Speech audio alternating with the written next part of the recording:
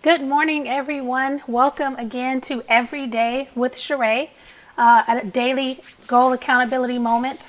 I am Sheree Vejan, co-founder of the Goal Setters Club, author of the 2023 Goals Journal.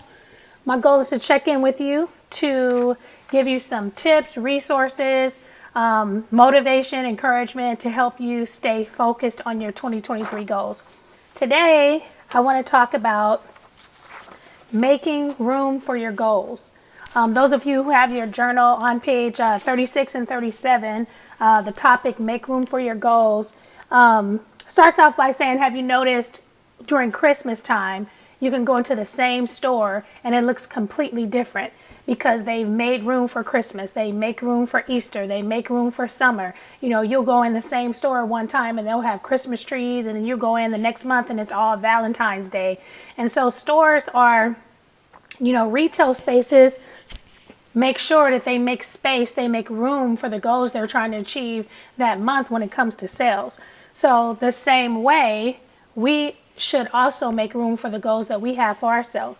There's a story that I heard Steve Harvey say, and he talked about him having an old car in the driveway, and he would tell his mom every day, I'm getting a new car, I'm getting a new car. And she would say, but your old car is out there on the blocks.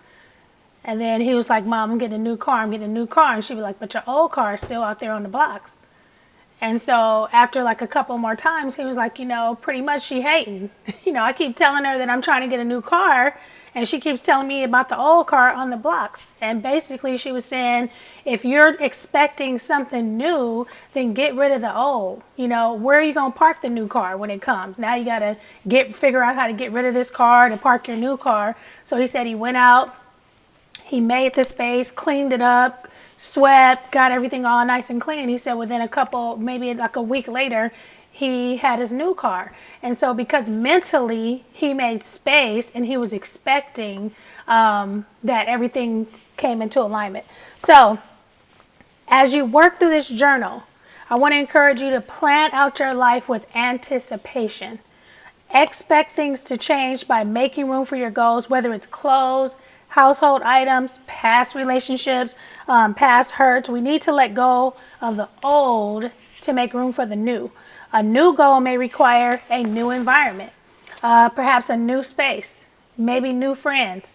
For example, speaking once a year is different than speaking once a month, and it's different than speaking once a week. Dealing with one client is different than dealing with hundreds of clients. Your old goals might have required sweats. Your new goals might require a suit, or vice versa. Maybe your old goals required a suit and your new goals require sweats. So plan out your goals with intention for this year.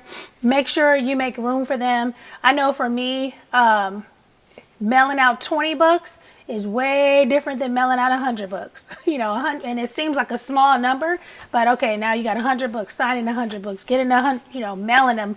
Get into the post office, making sure the post office has room. What time do you go to the post office? If it's on a weekend and it's already, there's mail overcrowded already, I got to wait for the post office to open. So when you're saying, I want to have more sales, I want to see more people, I want to speak more, I want to do more, that's going to require more. It's going to require space. So today, I want to encourage you to make room for your goals. I have 2 reflection questions that I want you to focus on.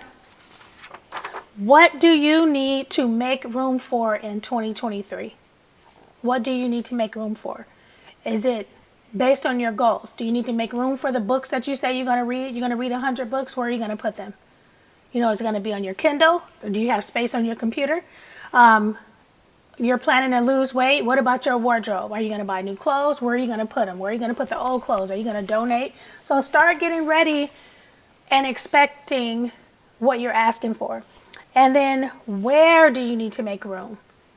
Do you need to make physical space? Do you need to make emotional space?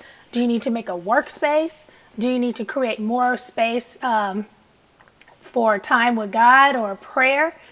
So as you go through this year, as you work on your goals, I want you to remember to make space, make room, expect what it is that you are looking for to change. All right, you guys, have a good day. Again, that's on page 36 and 37 of your goals journal. And I'll see you guys tomorrow.